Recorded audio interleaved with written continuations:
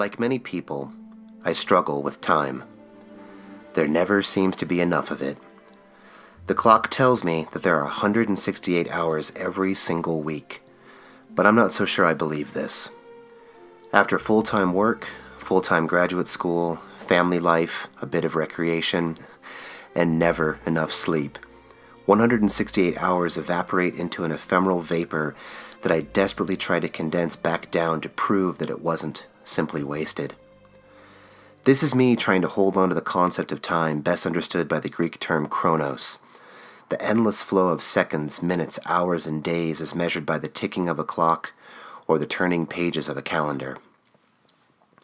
In Greek mythology, Kronos was the god of time as experienced when we see time slipping through our hands as a finite thing that can never truly be captured and only serves to devour our lives with its endless hunger. The term chronos gives us our modern notion of chronology, and it is a quantitative understanding of time. In contrast to this, the ancient Greeks recognized Kairos, who was the youngest son of Zeus, who himself was a son of Kronos. From Kairos, we get a more qualitative understanding of time, less minutes and hours, and more moments and opportunities. The Greeks saw Kronos as an old man, gray and stooped, but Kairos as a young man resplendent in his beauty. If Kronos is a raging river, Kairos is a placid lake inviting us in. If Kronos seeks to devour us, Kairos asks us to savor the moments of our day and provides a peek into time as experienced by the divine, with past, present, and future existing simultaneously and eternity all around. To paraphrase Albert Einstein, these different notions of time can be understood in how differently an hour can seem to two men and a woman sitting on a bench when one man is her brother and the other is romantically in love with her. For one, it's an eternity to be endured, and for the other, it is a fleeting moment to be relished. And so I find myself locked into a daily battle with old man Kronos, quietly trying to hold on to a concept that has no actual presence except that which is felt with the realization that there is always more work than day. I struggle with the notion found in the 4th chapter of James where it is written, "Yet you do not know what tomorrow will bring. What is your life? For you are a mist that appears for a little time and then vanishes."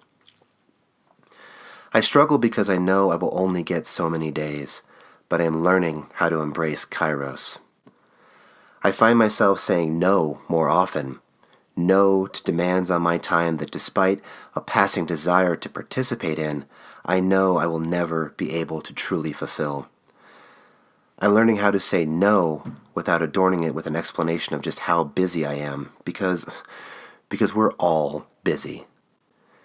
In a perverse way, it seems that we are all caught up in a type of arms race where we compete to see who can be the busiest, who can be the most scheduled, who can sleep the least and yet get the most done.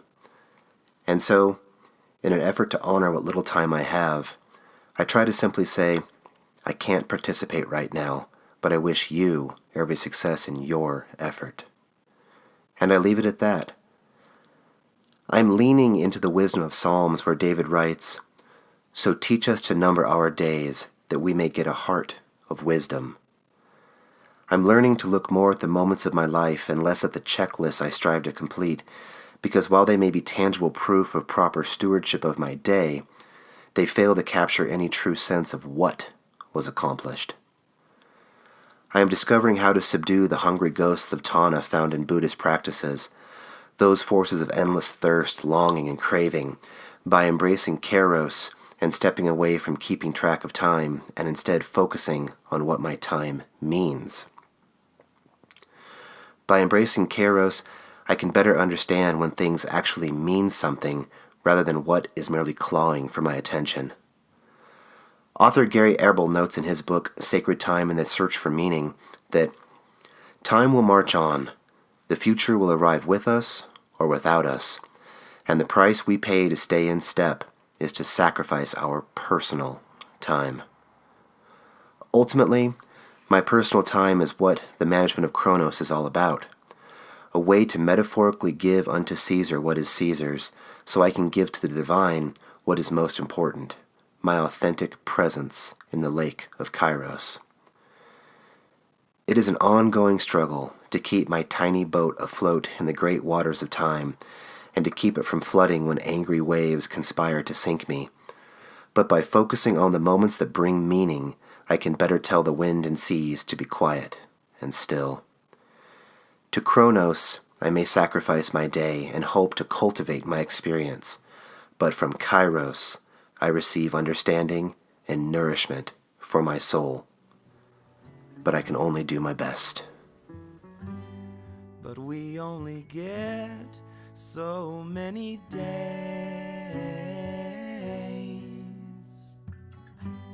Now I have one less. Just do your best. It's the only way to keep that last bit of sanity. Maybe I don't have to be good, but I can try to be at least a little